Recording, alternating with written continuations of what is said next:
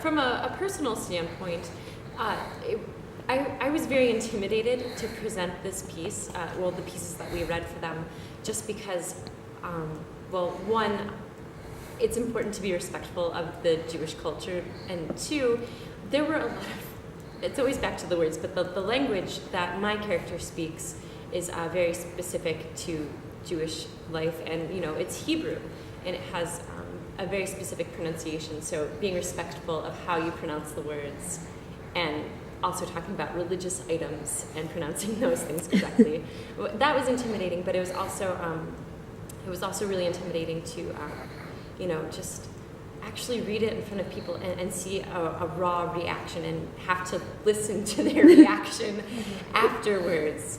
Just because it fires up a lot inside of people, whether it's about the culture or about the language itself. There's a lot of heavy language in the play, and a lot of profanity is used, and that's a huge thing for people now.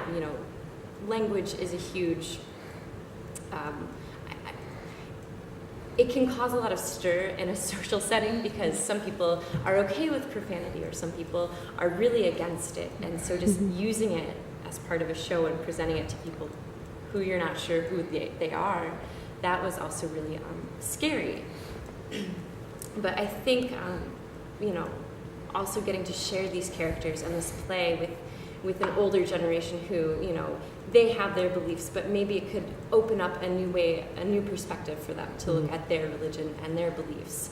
And to understand maybe that we're evolving, we're not losing the culture, but maybe it's evolving in a way that it needs to be important to people right now. I actually thought it was really interesting to talk back at the Maltz about how actual Jewish people felt about tattoos, because there's kind of a taboo about it in culture, and my character in the play has a tattoo. And it was funny because at the talkback, this younger Jewish gentleman was like, "Yeah, I have a tattoo, but I haven't told my parents. I love it, but I haven't told my parents." And I think it's really interesting to talk about generations, and what's important to each generation, and if the base faith is still the same with those generational differences. What was interesting was hearing the one youth speaker who represented the youth, a youth group or a group of young professionals who spoke about young Jewish life, I guess, being a youth, and him talking about the play, and it was insightful. I don't know what else to say without sounding really stupid. we would get some laughs at parts that I kind of glossed over, that I didn't recognize, and I didn't know if that was because I didn't see it or because of of not coming from that Jewish culture, and getting that aspect of it, I think was the coolest. Was starting to see even more things that normally I wouldn't have. That was the best part for me, because then I could bring it here and incorporate that. And we stayed behind and we talked with the leader of the young professionals group, Benjamin Stillman. Oh, he was so cool, and he was so, we talked about the faith and how to properly pronounce the chai, but it was also really interesting because in his family specifically, they have an important religious item, but it's a cup.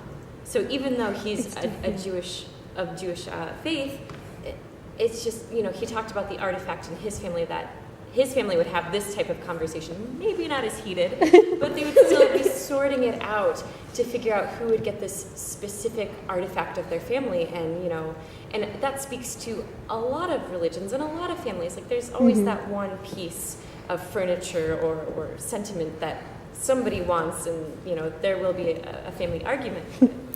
And it's it asks you, how far are you willing to go in your family for the items that mean the most to you? And so we see how far Daphne will go. But, or Liam. Yeah, or Liam, sure too. yeah. So I think it's a really great parallel, and it's a really great, I guess, what do I want to say? it speaks to not only Judaism, but it speaks to Just all the religions. universality. It's Right. so universal, and that's kind of, really beautiful about this piece, because they could be anybody. They could be any, background, whatever they may be, and there's all sorts of things for everybody to relate to in every facet of the play. I don't think that they intended the play to only, reflect the Jewish culture and stuff. I think that it's just, any family who has a big, loud argument over something, that's really, we can all relate to that. I mean, in my family, I told you guys the story of the desk, my grandmother's desk. There was a big drama over my grandmother's desk. Everyone has that item. It doesn't, and also, there's quite a few of us, especially as people in theater, I think, that are from these larger-than-life families. I mean, we all have them, of course, at the holidays. At family holidays, we always see that, those characters come out.